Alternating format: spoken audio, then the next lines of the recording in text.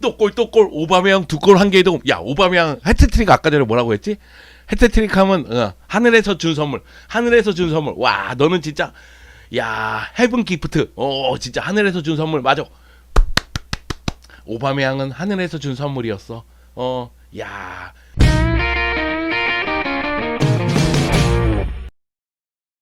주간 꿀에 엘 클라시코에서 5연패를 당했었던 바르셀로나가 이번에 산티아고 베르나베우에서 4대 0으로 대승을 거뒀습니다. 빵빠레를 울려라. 바로 이겁니다. 바로 이 경기력.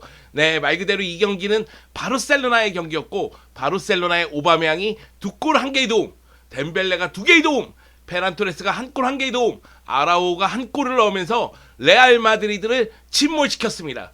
이야 바르셀로나 정상 궤도에 올라왔어. 이게 우리가 원하는 바르셀로나, 행복셀로나 아니겠어요? 정말로 대단한 경기력, 기립박수를 보냅니다. 정말 대단했습니다. 자 그러면은 이 경기를 차근차근 알아보도록 하겠습니다. 라리가 29라운드에서 레알 마드리드와 바르셀로나가 만났습니다. 레알 마드리드는 올 시즌 라리가 1위를 독주하고 있죠. 그리고 바르셀로나는 2022년 들어서 가파른 상승세를 보여주면서 순위를 3위까지 끌어올렸습니다. 그렇기 때문에 이 대결은 뜨거울 수밖에 없었고 정말 너무 뜨거웠어. 핫했어. 그 정도로 이 경기는 굉장히 재미났는데요. 그런데 레알 마드리드 팬들 입장에서는 아리송한 경기였어요. 이 경기 레알 마드리드는 벤제마, 페르랑 멘디가 부상으로 나올 수 없었습니다. 그렇기 때문에 최전방과 측면 수비에 문제가 발생할 수가 있었죠. 안첼로티 감독은 최전방의 벤제마의 빈자리를 어떻게 메울지에 대해서 고민한 게 플랜 A에서 드러났습니다. 그래서 이 경기 플랜 A가 4-3-3이 아니었어요. 그리고 전형적인 스트라이커를 기용하지 않았습니다. 결국 이 경기는 4-2-4에 가깝게 나왔습니다. 그러니까 결국은 이선 라인을 좀 두텁게 형성을 한 거죠. 비니시우스, 발베르데, 모드리치, 호드리고 그리고 그 밑에 토니 크로스와 카세미르를 배치하는 모습이었고 이거는 아마도 바르셀로나의 전체적인 에너지 레벨이 높다, 기동력이 뛰어나다 이것에 대해서 대응하기 위한 방법이고 바르셀로나가 공격을 전개할 때 라인을 올리면서 공격을 전개하니까 결국 중원에서 볼을 끊어낸 다음에 빠르게 앞으로 전진하겠다. 그래서 발베르데, 모드리치 같은 볼을 갖고 있을 때 전진성이 뛰어난 선수들을 중앙 쪽에 배치한 것으로 보입니다. 이거는 이제 벤제마의 빈자리를 메우기 위한 방법이었고요. 자, 맨디의 빈자리는 그냥 나초로 메웠습니다. 그래서 왼쪽에 나초, 중앙에 알라바, 밀리탕, 오른쪽에 카르바알로 나왔습니다. 그런데 이 경기는 이 두 가지 문제점, 벤제마의 빈자리, 맨디의 빈자리 모두 메우지를 못했어요. 결국 바르셀로나에게 측면 수비가 무너지면서부터 실점하는 장면이 나옵니다. 이 이야기는 잠시 후에 다시 하도록 하고요. 자, 바르셀로나의 사비 감독 4-3-3 그대로 나왔습니다. 사비 감독은 자신이 쓸 수 있는 최상의 카드를 꺼내 들고 나온 상태였어요. 그래서 공격 쪽은 페란토레스, 오바메양, 덴벨레, 미드필더 라인에는 페드리, 부스케츠, 프랭키 도용, 수비 라인에는 알바, 에릭 가르시아, 피케 그리고 아라우오입니다. 데스트가 부상을 당하면서 오른쪽 측면 수비는 알베스가 나올 것이라는 이야기가 많았지만은 상대의 왼쪽 공격이 비니시우스잖아요. 이 비니시우스의 스피드를 막아야 되는데 알베스는 기동력과 스피드가 떨어지잖아요. 그래서 센터백인 아라우오를 오른쪽에 배치함으로 인해서 비니시우스를 막고자 노력을 했고 이거는 결과론적으로 성공을 했습니다. 자, 그러면서 양 팀의 경기는 약 10분 정도 약 12분 정도까지는 거의 대등하게 흘러갔어요. 오히려 레알 마드리드가 직선적인 축구를 보여주면서 발베르데를 앞세운 앞으로 전진성을 보여주면서 바르셀로나 수비를 괴롭히는 모습이 있었죠. 비니시우스의 스피드를 이용하는 장면이 나오니까 아라우오도 한 차례 놓치는 장면이 있었습니다. 그런데 한 12분 지나고 나서부터는 바르셀로나가 템포 조절하기 시작했고 그러면서 바르셀로나의 분위기로 흘러갑니다. 바르셀로나는 좌우 측면에 있는 페란 토레스와 덴벨레의 스피드를 최대한 이용하는 모습이었어요. 덴벨레는 나초를 앞에 두고 자신의 플레이를 가져가면서 전반전에 도움을 2개나 기록했고요. 페란 같은 경우에도 다니 카르바라고 스피드 경쟁에서 우위가 있었기 때문에 주력 대결에서 항상 이기면서 뒷공간으로 빠져들어가는 모습이 있었습니다. 여기에 바르셀로나 같은 경우에는 하프 스페이스의 페드리, 프랭키 도용 위로 전진하면서 공격의 기여도를 높였고 부스케츠가 고립된 걸 막기 위해서 알바와 아라우오가 위로 올라오는 모습이 있었습니다. 물론 이제 아라우오는 이 경기에서 위로 올라오는 모습보다는 비니시우스를 경기하는 모습이 훨씬 더 많긴 했습니다.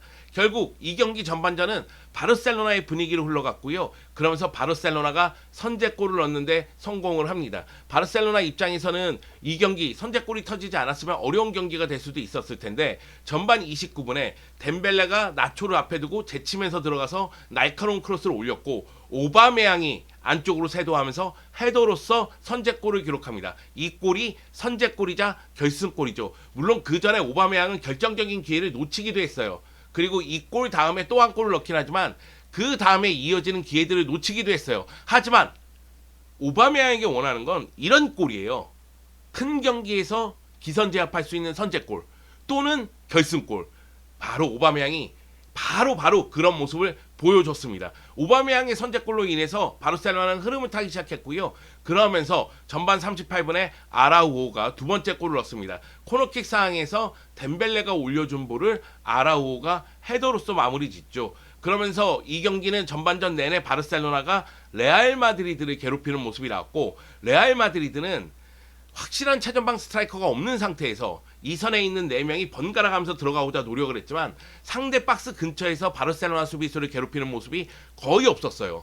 이러면 바르셀로나 수비수들은 앞으로 전진하면서 공격 쪽의 기여도를 높여주죠. 그렇기 때문에 이 경기는 바르셀로나가 전반전 내내 레알 마드리드를 괴롭혔다 이렇게 얘기해도 과언은 아닙니다. 문제는 여기에서 발생을 해요. 플랜 A에 문제가 있었다는 건 모두가 다 인정하거든요. 그러면은 이 문제점을 해결하는 플랜 B를 꺼내야 될 거 아니에요. 안첼로티 감독 입장에서는 후반 시작과 동시에 플랜 B를 가동합니다. 카르바하라고 크로스를 빼고요. 마리아노 디아스하고 카마빙가를 투입해요.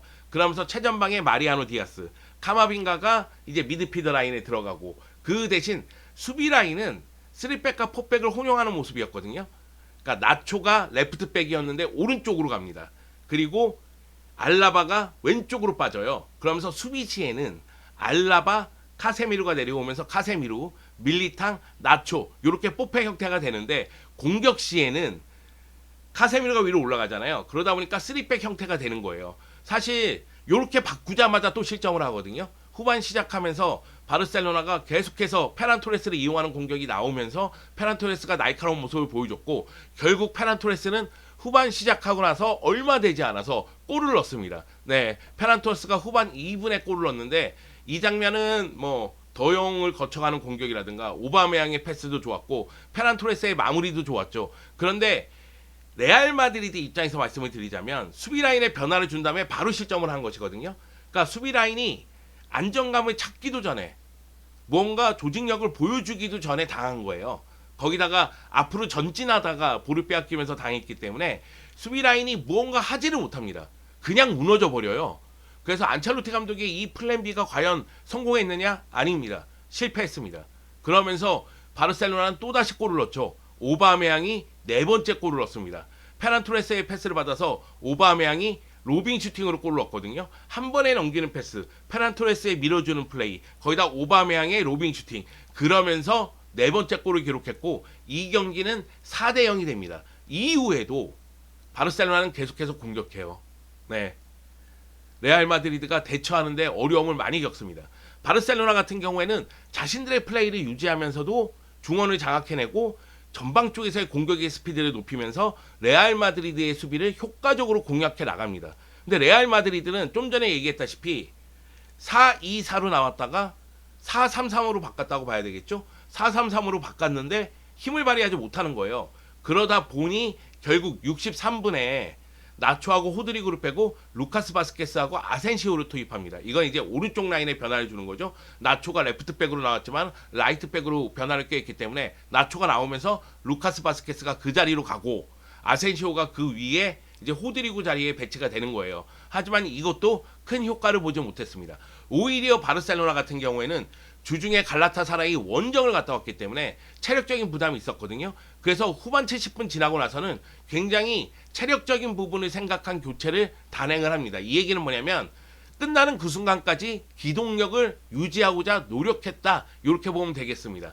오바메양하고 프랭키 도용을 빼고 데파이하고 가비를 투입하면서 최전방과 미드필더 라인에 변화를 줬고요. 그리고 80분에는 덴벨레 빼고 아다마 트라우레 투입하면서 오른쪽 측면 공격의 날카로움을 유지하려고 했고, 그리고 나서 마지막 선수 교체는 86분에 알바하고 페드리를 빼고 이제 알베스하고 니코를 투입하는 모습이었습니다. 바르셀로나는 이 경기는 뭐 완벽한 승리다 이렇게 얘기할 수가 있겠고, 이 경기에서 레알 마드리드는 뭐 비니시우스가 날카로운 모습 몇 차례 보여줬고, 발베르데는 잘한다. 발베르데는 역시 물건이다. 이런 생각은 들었지만은 전체적으로 안 좋았고요. 그리고 제일 큰 패배의 원인은 안첼로티 감독의 잘못된 플랜 A예요. 그리고 잘못된 플랜 B입니다. 이 경기는 전반전도 바르셀로나의 경기고 후반전도 바르셀로나의 경기예요. 여기가 어디냐? 산티아고 베르나베우예요. 산티아고 베르나베우에서 레알 마드리드가 경기를 제대로 하지 못했다. 이거는 안첼로티 감독의 실수다. 판단 미스다. 이렇게 얘기할 수가 있겠습니다. 자, 그러면 감독들의 인터뷰 보러 갈까요? 레알 마드리드의 안첼로티 감독은 자신의 실수를 인정했습니다. 팬들에게 미안하다. 내 잘못이다. 이런 이야기를 했고요. 바르셀로나가 더 좋은 경기력을 보여줬고 승리했다. 패배를 설명하기는 어렵지 않다. 그냥 쟤네가 더 잘했어. 이렇게 인정을 하는 거죠. 모드리치를 중앙에 배치한 게 모드리치를 통해서 그리고 발베르데를 통해서 볼을 제어하기를 원했다. 즉 볼을 간수하고 빠르게 앞쪽으로 나가고 그러기를 원했는데 그게 되지 않았다. 이것이 좀 아쉽다. 이런 이야기를 했습니다. 그러면서도 우리의 장점을 계속 이어나가기 위해서 A매치 기간 동안 휴식을 취하고 다음 경기를 준비할 거라고 얘기를 했습니다. 반면에 사비 에르난데스 감독은 스스로도 놀란 것 같아요. 우리는 레알 마드리드보다 훨씬 뛰어난 경기력을 보여줬고 이를 바탕으로 더 많은 골을 넣을 수도 있었다. 오히려 내 골에 그친 게 아쉽다. 이런 뉘앙스로 인터뷰를 했고요. 우리는 산티아고 베르나베우 그들의 경기장에서 멋진 경기를 했고 항상 노력했지만 이렇게 좋은 결과를 도출하거나 우월한 모습을 보여줄 줄 몰랐다. 나도 몰랐다.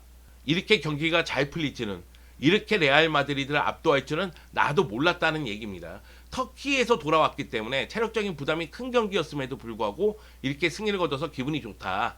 하지만 다음 경기 세비야전을 준비해야 된다. 이런 이야기를 했고요. 그리고 이 승리는 내가 아직은 신입 감독이지만 감독으로서 나를 더 강하게 만들고, 그리고 이 승리는 나만의 영광이 아니라 어떤 선수만의 영광이 아니라 팀의 승리이고 라커룸의 승리다. 나는 바르셀로나에게 영광을 돌려주기를 원한다. 이런 이야기를 했습니다. 바르셀로나에게 영광을, 사비 잘한다. 이렇게 말씀을 드리고 싶습니다. 자, 그러면은 이 경기에서 뛰어난 활약을 펼친 선수들을 알아보겠습니다. 제일 먼저 얘기할 선수는 당연히 오바메양, 가봉맨.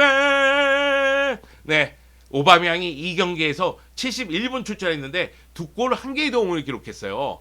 오바메양은 바르셀로나의 새로운 해결사라고 얘기를 해야 됩니다. 왜냐? 바르셀로나에 이적한 다음에 공식 11경기에서 9골 1개의 도움을 기록했습니다. 라리가만 한정돼서 말씀을 드리자면 라리가는 7경기에서 7골 1개의 도움을 기록했어요. 어마무시합니다. 그뿐만이 아닙니다. 라리가 초반에는 뭐라고 해야 될까요? 라리가에 대한 적응력, 선수 개인에 대한 컨디션 조절 때문에 교체 출전이 좀 있었거든요. 그런데 25라운드 발렌시아전에서 해트트릭을 기록한 다음에는 그 경기부터 최근 공식 8경기에서 9골 1개의 도움입니다. 이건 미쳤다고 봐야죠. 크레이지 바르셀로나, 크레이지 오바메양. 이건 미쳤다고 봐야 됩니다. 오바메양 이 경기에서 슈팅을 무려 6개나 했습니다. 슈팅을 무려 6개. 근데 슈팅 6개 중에 유효 슈팅이 무려 5개. 와, 별이 5개.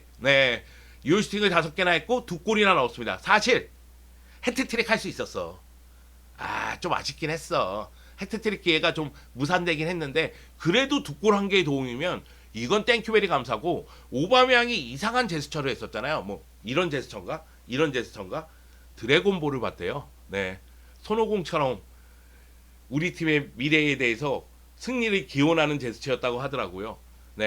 만화가 여럿 망치죠. 저도 만화에 미쳐 있습니다. 오바메양 나하고 취미가 비슷해. 근데 드래곤볼은 나 고등학교 때 뗐다. 자, 여하튼 오바메양이 엄청난 활약을 펼쳤다. 이 얘기를 드리고 싶고요. 그 다음 선수는 프랭키 도용이에요. 어찌할까? 이 선수를 어찌할까? 너무 잘해. 프랭키 도용은 기록만 먼저 말씀드릴게요. 출전 시간이 71분인데 슈팅은 없어요. 근데 패스 성공률이 95%입니다. 기회 창출이 3회, 키패스 3회, 크로스 한 번 시도해서 한 번 성공, 롱패스 2번 시도해서 2번 성공, 볼 경합을 5차례 했는데 4차례 성공, 드리블을 2번 해서 2번 성공. 프랭키 도영이 공격의 윤활유 역할을 너무 잘해주더라고요. 그래서 프랭키 도영을 안 뽑을 수가 없었습니다. 프랭키 도영은 지금처럼만 하면 돼요. 프랭키 도영은 물건이다. 역시 잘한다. 이런 말씀을 드리겠습니다. 그리고 바르셀로나 선수 중에서 마지막으로 얘기할 선수는 아라우오죠. 아라우오 대물입니다. 물건입니다. 대박입니다. 아라우오가 주로 센터백으로 뛰긴 했지만은 최근 들어서 오른쪽에 기용되는 경우가 종종 있었어요. 근데 이 경기는 말씀드렸다시피 데스트가 부상이고 알베스는 스피드에 문제가 있으니 아라우오를 라이트백으로 기용을 했단 말이에요. 이 자리에서 너무 잘해줬습니다.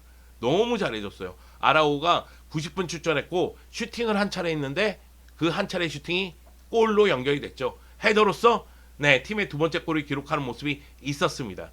그리고 패스 성공률이 88%, 볼 경합을 3차례 했는데 2차례 성공했고요. 공중볼 경합에도 강한 모습을 보여줬습니다. 무엇보다도 비니시우스를 효과적으로 막았어요. 그렇지 않나요? 비니시우스를 막지 못했다면 바르셀로나 수비가 상당히 고전했을 겁니다. 근데 아라우오가 그 자리에서 비니시우스를 묶어놨기 때문에 레알 마드리드의 공격을 반감시킬 수가 있었거든요. 아라우오도 칭찬을 받아 마땅합니다. 사실 바르셀로나 선수들은 다 칭찬받아 마땅해요. 에릭 가르시아도 잘했고 피케도 잘했고 페드리 너무 잘해줬고요. 그리고 공격 쪽에 덴벨레, 페란 토레스 너무 잘해줬잖아요. 오바메양도 그렇고. 그렇기 때문에 바르셀로나는 다 칭찬해도 되는데 난 레알 마드리드에서 칭찬할 선수는 3명밖에 없다고 생각해. 그냥 1인분한 선수들, 제 역할한 선수는 3명밖에 없다고 생각해. 비니시우스, 발베르데, 크루토아입니다. 크루토아 골키퍼가 4골을 허용하긴 했지만 그래도 크루토아가 있었기 때문에 4골에 멈춘 거예요. 비니시우스 같은 경우에는 사실 잘했다고 보기엔 어려운 경기지만 못했다고 얘기할 수가 없어요. 비니시우스를 지원을 거의 못해줬거든요. 그리고 발베르데는 잘해. 축구 잘하는 애야. 자, 페데리코 발베르데에 대해서 이야기를 해볼까 합니다. 이 경기에서 90분 출전했고요. 슈팅을 3차례나 했고 유효 슈팅 1차례 했습니다. 기회 창출을 2차례나 했고 패스 성공률이 95%예요. 키패스도 2번이나 했습니다. 모든 기록에서 발베르데는 정말 고군분투했다. 이게 느껴집니다. 그리고 이제 안첼로티 감독은 발베르데 써야 돼요. 제가 이 경기 예상할 때 크카모 조합으로 나오면 바르셀로나 승리할 가능성이 크다. 이런 얘기 했거든요. 왜 그러냐면 전체적인 압박의 강도, 압박의 스피드에서 문제가 있습니다. 그렇기 때문에 상대의 공격을 효과적으로 차단하기 어려워요. 그러니까 레알 마드리드가 파리 생제르맹하고의 원정 1차전, 이 16강 원정 1차전 그 경기에서 무기력했죠. 이 경기 무기력했죠. 이런 경기가 지금 슬슬 나오기 시작했다는 거는 레알 마드리드의 적신호가 떴다는 거거든요.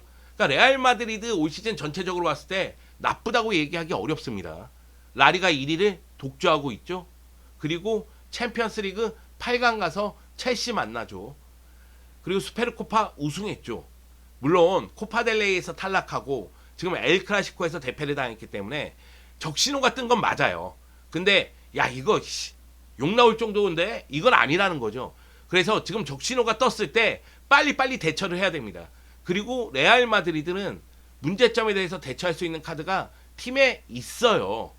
그거에 대해서 안첼로티 감독이 잘 수정 보완을 해야 될 것으로 보입니다. 발베르데 카마빈가 얼마나 좋아. 왜 안 쓰는 거야? 물론 이거 안 써줘서 고맙긴 하지만 여하튼 그렇다는 거. 자, 지난 한 주 동안 바르셀로나를 둘러싼 뉴스가 상당히 많았습니다만 그 중에서 3가지를 뽑아서 바르셀로나 뉴스 3가지를 알려드리도록 하겠습니다. 첫 번째 뉴스는 스포티파이하고 후원 계약을 맺었다는 사실이에요. 야, 진짜 여러 가지 협상도 있었고 말도 많고 시끄럽기도 하고 그랬었는데 결국은 후원 계약을 맺었습니다. 바르셀로나는 16일 세계 최대 음원 스트리밍 서비스 업체인 스포티파이하고 새 후원 계약 소식을 알렸습니다. 뭐 자세한 내용은 말씀드리기는 좀 그렇고 이 얘기에 대해서 좀 자세하게 해야 될 것 같긴 한데 그냥 간단하게 말씀드릴게요. 일단 남녀팀 유니폼 셔츠 전면에 2022-24 시즌부터 4시즌 동안 스폰서 계약을 맺게 되고 그리고 바르셀로나 선수단 훈련복 스폰서도 2022-23 시즌부터 새 시즌 동안 맺게 됩니다. 그리고 바르셀로나 팬들이 가장 좀 껄끄러워했었던 계약 내용이 바로 깜누 명명권 계약이거든요. 오는 7월부터 깜누는 스포티파이 깜누라는 이름으로 불리게 됩니다. 이게 기간이 어느 정도인지는 알려지지 않았어요. 그래서 이 기간을 정확히 파악하기는 어렵습니다. 스페인 언론의 보도에 따르면 총 금액이 2억 7,500만 유로 정도라고 하더라고요. 근데 이제 다른 언론 보도는 2억 8천만 유로도 있으니까 아마 2억 7,500만에서 2억 8천만 유로 정도가 될 것으로 보입니다. 일단은 돈이 들어왔으니까 지금 너무 급하니까 네 만족해야죠. 어떻게 하겠어요. 근데 솔직히 깜누 명명권이면 돈 더 줘야 돼.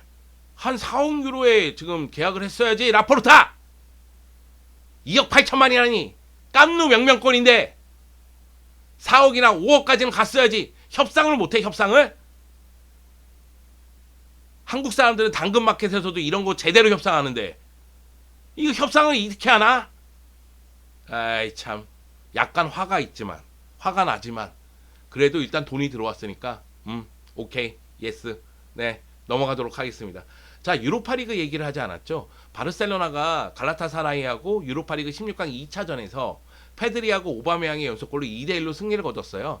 1차전에서 0대0이었고 2차전에서 2대1로 승리를 거두면서 바르셀로나는 갈라타사라이를 제압하고 8강 진출에 성공을 했습니다. 8강에서 누구를 만나느냐? 분데스리가의 프랑크푸르트를 만납니다. 프랑크푸르트는 현재 분데스리가에서 8위에 위치하고 있죠. 그리고 프랑크푸르트 하면은 역시 코스티치를 이용한 측면 공격 그리고 하파엘보레의 마무리 중앙 쪽에서 가마다 다이치의 경기를 푸는 능력 이런 부분들이 상당히 좋은 팀이죠. 그렇기 때문에 유로파리그 16강에서 베티스를 제압하고 8강에 온 겁니다. 그래서 바르셀로나는 8강에서 프랑크푸르트를 만나서 4월 8일 원정 경기를 치르고요. 15일 홈 경기를 치릅니다. 그리고 나서 이 경기에서 승리를 거둬서 4강에 가게 되면은 웨스트햄과 리옹의 승자와 4강에서 맞대결을 펼치게 됩니다. 바르셀로나는 유로파리그 우승을 노리고 있으니까 유로파리그에서도 승승장구하기를 바랍니다. 자 그리고 마지막 소식은 다니 알베스가 엘 클라시코 출전하면서 바르셀로나에서 400경기를 출전했다는 소식입니다. 400경기에서 22골 104개의 도움 어마무시하죠. 네, 도움이 100개가 넘어 무서운 사람이야 알베스는. 네, 400경기 출전하면서 22골 104개의 도움을 기록했고요. 메시가 최다 출전 기록을 갖고 있잖아요. 778경기. 메시에 이어서 외국인으로서는 두 번째 기록이고요. 바르셀로나 통산으로서는 16번째 기록이라고 하더라고요. 자, 그리고 다니 알베스가 400경기를 출전하면서 우승 트로피를 몇 개 들어 올렸느냐? 무려 23개를 들어 올렸습니다. 리그 6회, 챔피언스 리그 3회, 다시 갈게. 리그 6회, 챔피언스 리그 3회, 코파델레이 4회 정말 우승 트로피를 많이 들어 올렸죠. 다니 알베스 축하드립니다. 자, 엘 클라시코 4대0으로 승리를 거뒀다는 이야기를 여러분에게 전해드렸습니다. 기분이 좋아요? 기분이 좋구나. 매우 좋구나. 네, 이 얘기를 드리면서 오늘 주간꿀에는 마무리하겠습니다. A매치 기간 끝나고 돌아오도록 하겠습니다. 여러분 매일매일 이렇게 웃으면서 승전보를 알려드리겠습니다.